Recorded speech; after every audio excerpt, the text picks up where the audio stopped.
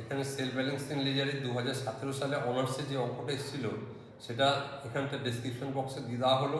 তোমরা এই অঙ্কটা ভালো করে দেখে যাবে যে আগের অঙ্কটা জায়গা 2022 সালে ডেটসলে যে অ্যাডজাস্টমেন্টে শুধু দেওয়া ছিল, অর্থাৎ সেলসে যে অ্যাডজাস্টমেন্টে দেওয়া ছিল, আর এটা কেইটসলে যে অ্যাডজাস্টমেন্ট, এটা হচ্ছে উল্টো করে দেওয়া হয়েছে।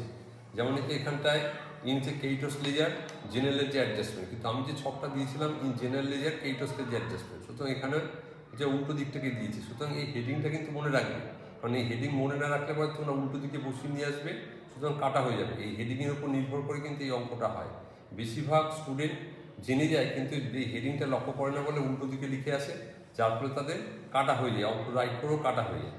তো যাই হোক, ওখানে হচ্ছে কেইটস যে অ্যাডজাস্টমেন্ট যে ওপেনিং ব্যালেন্সটা দেওয়া আছে, সাধারণত আমরা ক্রেডিট সাইডে লিখি, কিন্তু এটা লিখে হচ্ছে ডেবিট সাইডে। ওখানে ক্রেডিট লেখা থাকবে, আমরা লিখব ডেবিট সাইডে, ঠিক আছে।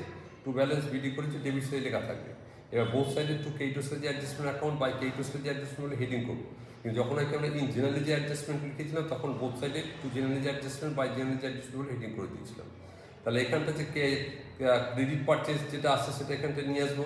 ক্রেডিট পারচেজ যদি সোজা লিখতাম তাহলে অপোজিট সাইড লিখতাম। আছে কালেকশন ফর যে বিলস পেয়েবল রিনিউয়ালস, এই কালেকশন ক্যান্সেলেশন ফর হচ্ছে বিলস পেয়েবল রিনিউয়াল, এটা ডেবিট সাইডে দিয়ে দেবো। ওভার পেমেন্টস রিফান্ডেড বাই হচ্ছে সাপ্লায়ার, সেখানটা বসিয়ে দেবো। এন্ডোর্স বিল রিসিভেবল ডিসঅনার্ড এখানে লিখতে হবে। আমার ছকে লেখা আছে এই সমস্ত সব কিছু। আমি আগেই বলেছি ছকে আমি যা দিয়েছি সেই ছকের বাইরে একটাও কিছু আসবে না।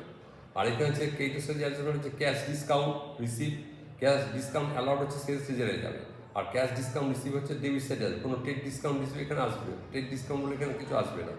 বিলস রিসিভ হচ্ছে এন্ডোর্সড, বিলস পেয়েবল হচ্ছে অ্যাকসেপ্টেড, বিলস যে পেয়েবল হচ্ছে renewals, return outward, payment to creditors, এগুলো সব ক্রেডিট সাইডে হবে।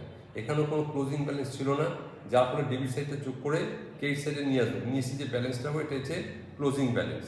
আর এখানে দেখো দেওয়া আছে ক্যাশ পারচেজ, বিল রিসিভেবল ড্রন, বিলস পেয়েবল হচ্ছে পেড, আউট অর্থাৎ ওপেনিং যে ব্যালেন্স অফ সানি ডেটার্স ওখানে দেওয়া আছে, রিটার্ন ইনওয়ার্ড দেওয়া আছে।